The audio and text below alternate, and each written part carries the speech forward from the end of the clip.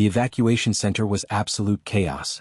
Thousands of people packed into a massive hangar that echoed with crying, arguing, and the constant blare of announcements over broken speakers. The air was thick and hot, filled with the smell of sweat and desperation. Families were torn apart. Friends said goodbye, knowing they'd never see each other again. Outside the thin walls, Earth was dying. The sun hung orange and angry in the sky. Storms raged across continents. The oceans were rising. Nobody knew exactly how much time was left, but everyone knew it wasn't much.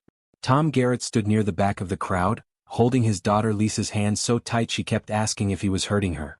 He'd hold her hand that way for the past week. He was terrified if he let go, she'd disappear. Lisa was 9 years old. She had her mother's dark eyes and her father's stubborn chin. She kept asking when they were leaving Earth. Tom didn't have a good answer for her. The Aurora's Hope was the last ship. Everyone knew this. Scientists had been building transport vessels for years, trying to save as many people as possible. Hundreds had already left. But there was always one problem: not enough room. And now, standing in this hangar with thousands of other people, everyone understood that most of them would die on this planet. The government had decided the fairest way was a lottery system. Random numbers. Completely impersonal. You either won the chance to live or you didn't. When the announcement came that they were starting the draw, the crowd went quiet. Tom felt Lisa squeeze his hand harder. He squeezed back. A woman behind them was praying quietly. Someone else was crying.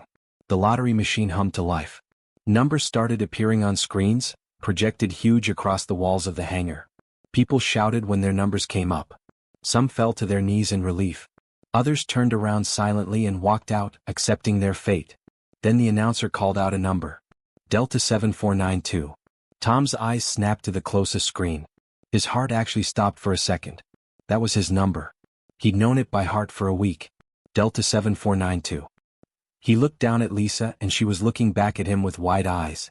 Daddy? Is that? Yeah, baby. That's us. Tom felt like he was floating. His legs moved forward without him telling them to. People were reaching out, patting him on the shoulder, congratulating him. One man looked at him with pure envy and sadness mixed together. Tom understood that feeling. An hour ago he'd been feeling it toward someone else. Security moved him and Lisa toward a processing station. They were going to get checked over, scanned for disease, verified as human. Then they'd get fitted for cryosleep tubes. They'd wake up on a new world. They were going to survive. They were going to live. But then the official behind the desk said something that made Tom's whole body go cold. Sir, I'm seeing your daughter is 9 years old. According to Regulation 4-7B, children under the age of 10 require paired guardians during cryosleep. 2 adults minimum. For psychological stability during the extended sleep period. Tom didn't understand what the man was saying. What do you mean? Your daughter cannot make the journey, sir. She doesn't meet the requirements. The words didn't make sense. Tom looked at the official's face to see if this was some kind of joke. It wasn't. The man looked genuinely sorry, but his eyes were hard. Rules were rules. She can't, what? No, that's wrong. She's my daughter. We came together. We won the lottery together. I understand your situation, sir, but the regulation is clear. She needs 2 guardians. You're only one person. Tom's mind started spinning. He looked down at Lisa. She was staring at him, confused and scared.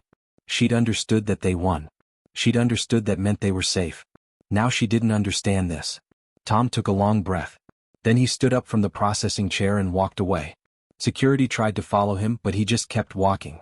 The processing official called out behind him, but Tom ignored it. He walked back into the crowd of the evacuation center. His seat on the Aurora's Hope was being given to someone else. He knew that. He didn't care. He found a quiet corner with Lisa and sat down on the floor next to her. She was asking questions, confused and scared. Tom held her close and didn't answer. He was thinking about the rule. He was thinking about how he could sit in a cryotube and wake up on a new world while his daughter died on this one. He was thinking about how that wasn't actually living at all. Then something shifted. His refusal to leave, it had been live-streamed. People had seen it. And people started sitting down. Tom Garrett woke up to alarms. For a moment he couldn't remember where he was. His body felt heavy and strange, like it didn't quite belong to him anymore. His eyes were crusted over. His mouth tasted like metal and chemicals. Then the memories crashed back. The cryotube. The sleep. The journey through space that was supposed to take them to safety. The alarms kept screaming. Around him, other people were waking up too. Some were confused. Some were panicking. One woman started vomiting immediately. The ship was shaking, not violently but in a way that felt wrong. Tom could hear the groan of metal, the sound of systems failing. Lights flickered on and off. An automated voice kept repeating something about hull integrity, but it was cutting out every few seconds. Tom pulled himself out of the cryotube, his legs almost giving out underneath him. Everything hurt. Every muscle felt like it was made of broken glass. He had to lean against the cold metal wall just to stay standing. Around him, the medical bay was a disaster. Tubes were leaking. Some of them weren't glowing anymore. Tom realized what that meant and didn't want to think about it. He pushed through the chaos toward where he thought Lisa's tube would be. The ship was still shaking. He could hear explosions somewhere distant. The emergency lighting cast everything in a deep red color, making everything look like a nightmare. But Lisa's tube was still active. He could see her small figure inside, still sleeping. Still alive. The ship suddenly lurched hard to the side. Tom fell, crashing into another tube. When he stood back up, his shoulders screamed in pain. He didn't care. He kept moving. He had to get Lisa out of here. He had to get them both somewhere safe. But then the alarm stopped. The silence was somehow worse than the noise. The ship was still moving, but the emergency systems had gone quiet. The red lights faded. Then new lights came on, not the ship's lights. These were green and blue coming from outside. Through a nearby window, Tom could see something massive moving past the Aurora's Hope. At first he thought it was another ship. Then he realized it was a station. A station so enormous it made their entire vessel look like a toy. That's when he heard the boots. Not human boots. The sound was different, a sharp clicking like metal claws on metal floors. Tom froze. Other survivors in the medical bay looked at each other. Nobody moved. Nobody breathed. The doors to the medical bay burst open. The first thing Tom saw was the size. The creatures were enormous, easily 7 feet tall, maybe taller. Their bodies looked like something between an insect and a machine. Their skin was hard and dark, almost black, with patterns of lighter colors running across it. They had too many joints on their arms. Their heads were angular and wrong. And their eyes were huge and reflective like mirrors, like they could see through you. One of them pointed at the humans and the others moved with perfect precision. They weren't rushed. They weren't angry. They were just efficient. It was somehow more terrifying than if they'd been violent. They clearly knew exactly what they were doing. A soldier grabbed Tom's arm. His grip was impossibly strong. Tom tried to pull away, but it was like trying to move a mountain. He looked back at Lisa's cryotube, panic flooding through him. The soldier just kept dragging him forward. Other humans were being collected too, pulled from the medical bay. Some were fighting back. Some were screaming. It didn't matter. These creatures were too strong, too fast. Tom was dragged through corridors he didn't recognize. The architecture of the station was alien in a way that made his brain hurt. The walls were smooth and curved in ways that shouldn't have been possible. The lights weren't really lights. They seemed to be coming from the walls themselves. Everything was too clean, too perfect, too wrong. Other soldiers were behind him, and Tom realized they were bringing Lisa too. She was half awake, confused and terrified, stumbling as they pulled her along. Tom tried to reach back toward her, but the soldier holding him wrenched his arm forward. He couldn't break free. He could only hope they were both being taken to the same place.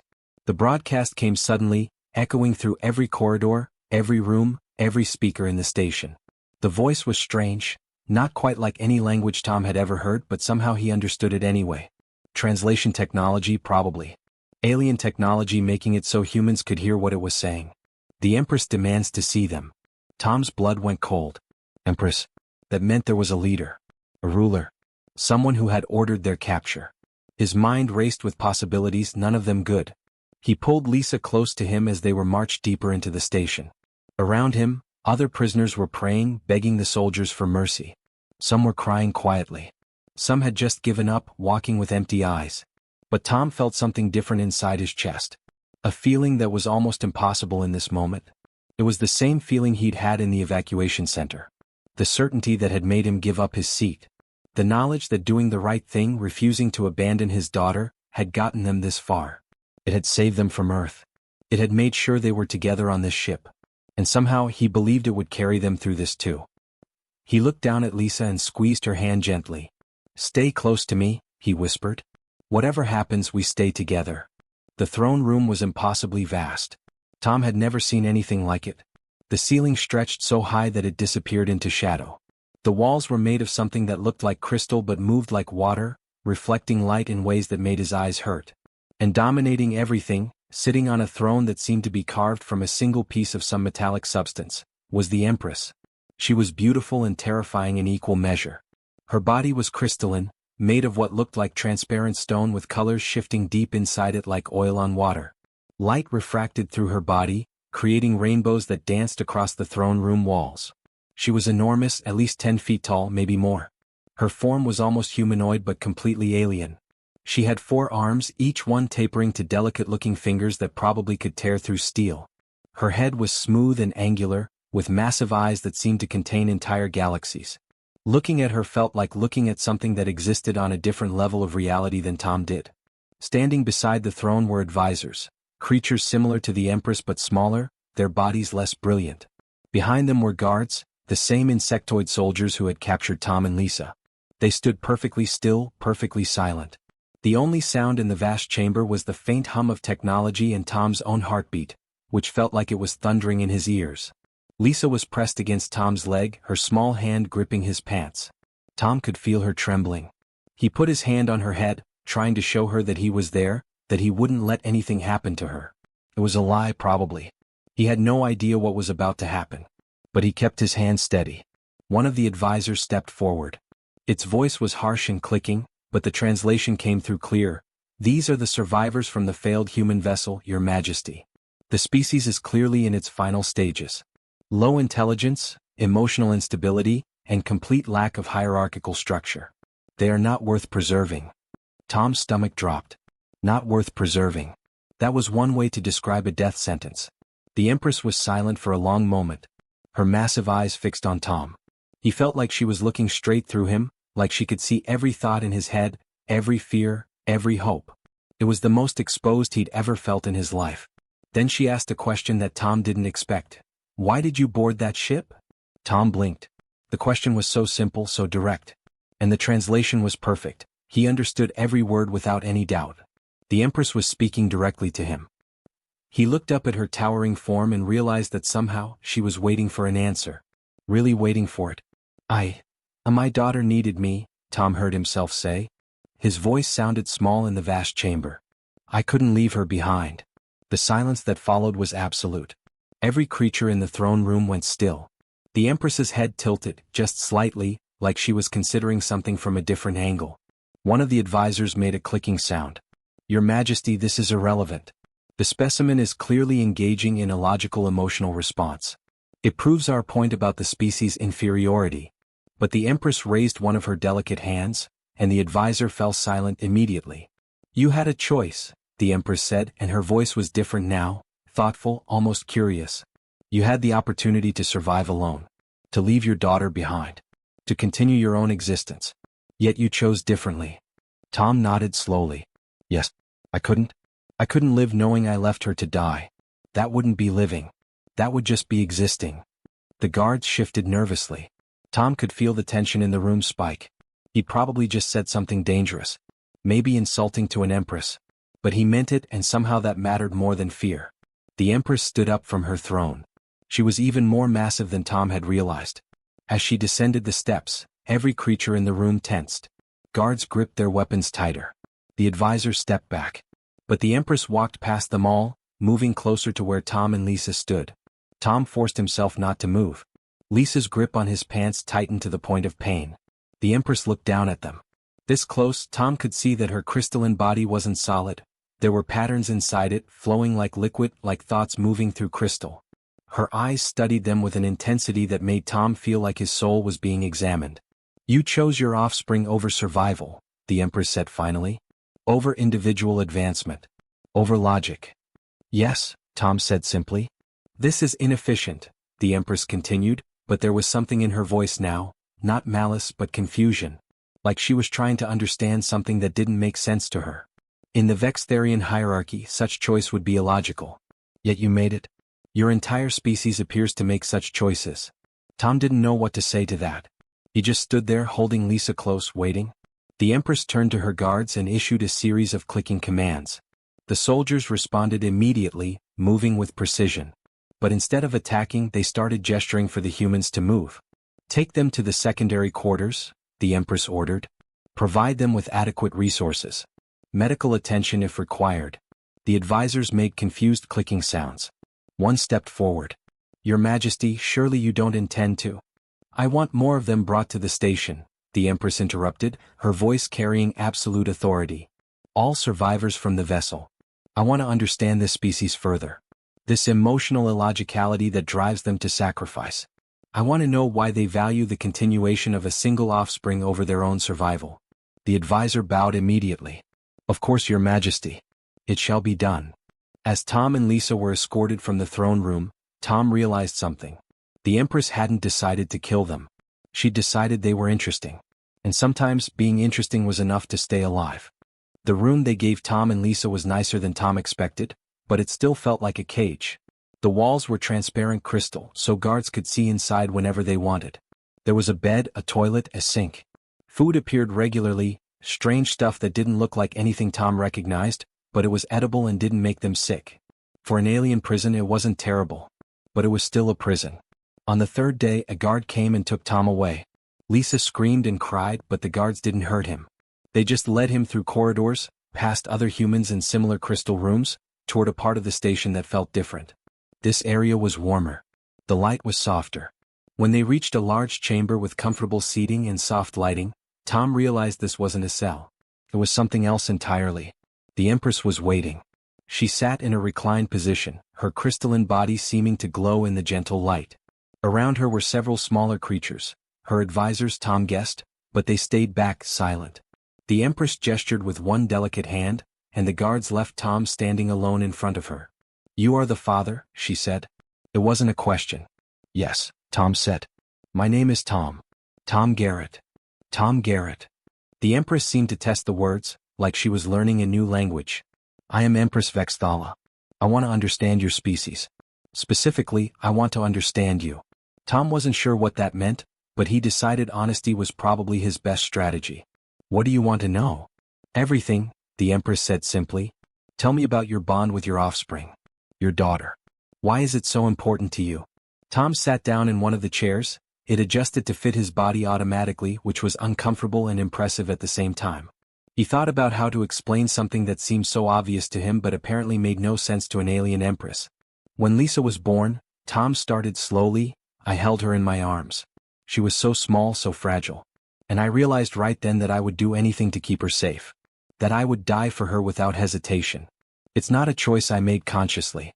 It's just what being a father means to me. The Empress was silent for a long moment. This is inefficient. Placing the survival of one individual above your own survival creates weakness in the species. Maybe, Tom said. But it also creates meaning. It creates connection.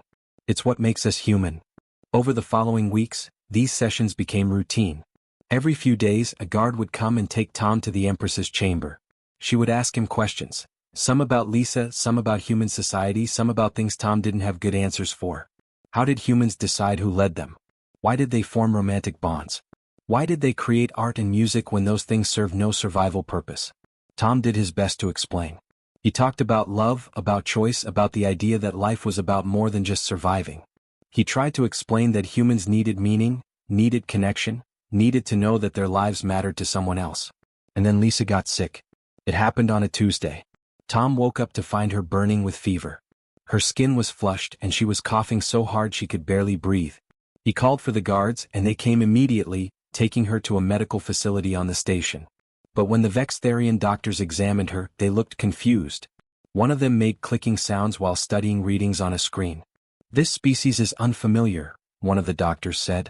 We don't have baseline data for human physiology. We don't know what this illness is. Tom's heart started racing. Lisa was lying on a medical platform so small and fragile, struggling to breathe. You have to help her, he said. You have to do something. We are attempting to isolate the infection, another doctor said coldly. But without proper data, treatment is speculative. Tom sat beside Lisa's bed and took her hand. She was barely conscious, her small fingers gripping his weakly. He started singing, an old lullaby his mother had sung to him when he was sick as a child. Lisa's eyes flickered open slightly, recognizing his voice. It's okay, baby, he whispered.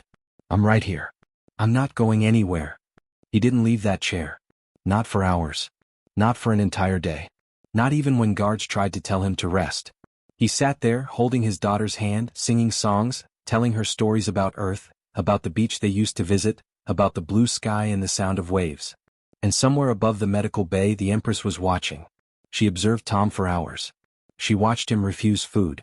She watched him cry quietly while he held his daughter's hand. She watched him sing with a voice that kept breaking because of his fear. And something in the Empress began to shift. Finally she issued new orders. "Assemble my finest medical researchers," she commanded, her voice echoing through the station. "All of them. I want every resource dedicated to this. Find out what is wrong with the human offspring. Heal her." The doctors moved with urgency they hadn't shown before. New equipment was brought in. More researchers arrived. They studied Lisa's blood, her vital signs, her genetic makeup. They worked through the night and the next night and the night after that. Tom watched them work, barely daring to hope. The Empress came to the medical bay herself on the third night. She stood at the observation window above Lisa's bed, her crystalline form glowing softly in the darkness. She looked down at Tom, still sitting beside his daughter, still holding her hand. For the first time the Empress looked uncertain. Her perfect confidence seemed to crack slightly. She was seeing something she didn't understand, a parent's absolute devotion to their child's survival, with no thought of reward or logic or efficiency. Just love. By the fifth day Lisa's fever broke. The infection began to clear. The doctors discovered it was a bacterial infection from the ship's damaged systems, easily treatable once they understood what they were looking for. Within a week, Lisa was awake and alert, though still weak. When she could walk again, Tom held her close and wept. And in her chamber, the Empress watched the footage again and again, her crystalline mind trying to process what she had witnessed. A father's love was not illogical. It was the most powerful logic of all. Lisa's recovery was slow but steady. After 2 weeks she could walk again. After 3 weeks she was eating solid food and laughing at things Tom said. After a month she was almost back to normal, still weak, still tired easily but alive. Gloriously, miraculously alive. Tom sat with her in their quarters, watching her draw pictures with materials the guards had brought. She was drawing the medical bay with strange alien doctors and the Empress watching from above. It was a child's interpretation of trauma and salvation combined into crayon lines. "Daddy?" Lisa asked without looking up from her drawing. "Can we go thank the big lady? The one who helped me?" Tom's heart clenched. He'd been thinking about this moment for weeks. He'd expected the guards to deny the request. Instead, when he asked them, they simply nodded and escorted them toward the throne room. The walk felt longer than Tom remembered. Lisa held his hand tightly, still moving slowly, still recovering her strength. She was nervous. Tom could feel it in how she squeezed his palm. But she was also determined. Even at 9 years old, she understood gratitude. She understood that someone had saved her life and that mattered. The throne room was exactly as Tom remembered it, vast, impossible, filled with crystalline light that seemed to come from everywhere and nowhere. But this time it felt different. This time there wasn't threat in the air. There was curiosity. The Empress was waiting. She sat on her throne, but her posture was different than before. Less imposing somehow. More interested. Her enormous eyes fixed on Lisa immediately, and Tom felt the sudden spike of protective instinct. But the Empress just watched. "The offspring," the Empress said softly. "You have recovered." Lisa looked up at Tom uncertainly. He nodded encouragement. Lisa took a breath, and then she did something that made every guard in the throne room tense. She didn't bow. She didn't show respect in the formal Vextharian way. Instead, she walked forward, reached up as high as she could, and wrapped her small arms around one of the Empress's crystalline legs. "Thank you for saving my daddy," Lisa whispered. The entire throne room went silent. Tom could see the advisors exchanging looks. The guards shifted uncomfortably, unsure if they should intervene. Even the Empress seemed frozen for a moment. This was not protocol. This was not the proper way to interact with the supreme ruler of the Vextharian dominion. Then the Empress moved. Slowly, carefully, as if afraid of breaking something fragile, the Empress lowered herself. Her massive form bent down until her crystalline head was at the same level as Lisa. Her delicate fingers extended and she gently, so incredibly gently, touched the top of Lisa's head. It was a gesture of affection, of acceptance, of understanding. And in that moment, something changed in the Empress's eyes. Later, Tom would learn that the entire exchange had been broadcast across every Vextharian ship, every outpost, every corner of the Empire. Every member of their species had witnessed it. A human child embracing their Empress. The Empress responding with gentleness instead of power. The ripples from that moment spread through the Vextharian civilization like waves through water. For the first time in recorded history, the Empress called an assembly of all her closest advisors and announced a fundamental shift in Vextharian philosophy. The entire court gathered in a massive chamber, and the Empress stood before them with a presence that seemed to have changed somehow. "I have made a discovery," she began, her voice carrying across the assembly. "Our species has been incomplete. We have built an empire on hierarchy, on efficiency, on the logic of survival. But we have neglected something essential. We have neglected meaning." The advisors looked confused. One stepped forward. "Your Majesty, I don't understand. The Vextharian way has served us well. We are the strongest civilization in the known galaxy." "Strength is not measured only in conquest," the Empress said. "I have learned this from a species we considered beneath us. The humans value things we do not. They value their offspring above their own survival. They value connection above efficiency. They value love above logic." "But Your Majesty," another advisor protested, "such illogical thinking would destroy our society. Our entire structure depends on hierarchy and obedience." "Then perhaps our structure needs to change," the Empress said quietly. "For thousands of years, we have built an empire. But we have not built a civilization. We have not built a people who know what it means to truly value another individual." She paused, letting her words sink in. "From this moment forward, I declare a new era for the Vextharian Dominion. Individuals will be valued. Families will be recognized as the foundation of our society. The bonds between offspring and parent will be protected and honored. We will learn from humanity what it means to love without logic, to sacrifice without calculation, to cherish one another simply because connection matters." The throne room erupted in confused clicking and discussion. But the Empress raised her hand and silence fell. "The humans will be given a habitable world," she continued. "They will receive resources for rebuilding their civilization. They will be protected and honored as valued members of the Vextharian Dominion. Not as subjects but as teachers." Over the following months, everything changed. Tom and Lisa were moved to a beautiful compound on the surface of a new world. A planet that reminded Tom of Earth, with blue oceans and green forests and a sun that felt warm on his skin. Other human survivors were brought there. Families were reunited. Children played in fields under alien stars. Scientists from both species began sharing knowledge. Vextharian society slowly started incorporating the concept of individual worth, of family bonds, of love as a legitimate driving force. Tom never expected to become an ambassador, but that's what happened. Not because he was a politician or a negotiator, but because he was a father who had refused to abandon his daughter. Because he represented something the Vextharians had never truly understood, the idea that some things mattered more than survival. The Empress visited the human settlement regularly. She would walk among them, her crystalline form glowing softly, observing how humans lived. How parents held their children. How couples touched each other with affection. How families gathered to eat and tell stories. She was learning a new way of being. One evening, as the sun was setting over the alien landscape, the Empress stood with Tom and Lisa watching the colors paint the sky. "Your species is remarkable," she said finally. "You were dying when we found you. Yet you contained something that we, in all our power and technology, had lost. You knew how to live. How to truly live." Tom looked at his daughter, healthy and happy, safe on a new world that would never die. He thought about Earth, about the evacuation center, about the moment he'd chosen to sit down rather than leave her behind. "I think," Tom said slowly, "that love is the most powerful thing in the universe. More powerful than empires. More powerful than technology. More powerful than anything." The Empress was silent for a long moment. Then she extended one of her delicate fingers and gently touched Lisa's hair. A gesture that had become familiar, that meant something now. A gesture of connection between two species that had learned, against all odds, to understand each other. In the distance, the first Vextharian family units were gathering, parents and offspring, learning together what it meant to value each other. What it meant to love unconditionally. What it meant to be more than just efficient machines of conquest. Humanity had saved itself not through strength, but through heart. And in doing so, it had saved an entire empire from a slowly suffocating emptiness. The galaxy would never be the same.